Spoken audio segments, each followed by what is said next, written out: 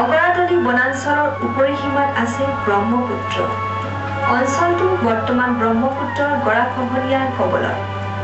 ব্ৰহ্মপুত্ৰৰ গৰাখহনীয়াই অগৰাতলীৰ বহু মূল্যৱান কাঠনি আৰু ঘাঁহনি অঞ্চল খহাই দিছে।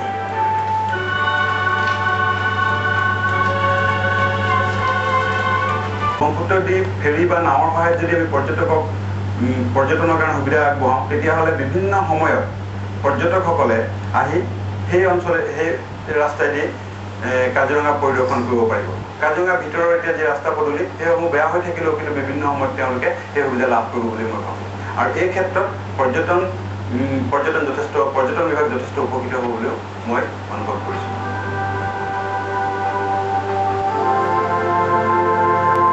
ইয়াৰ ফলত পৰ্যটনৰ বিকাশৰ লগতে অঞ্চলটোৰ স্থানীয় নিবনুৱা যুৱক যুৱতীৰ বাবে সংস্থাপনৰ বাট মুকলি হ'ব।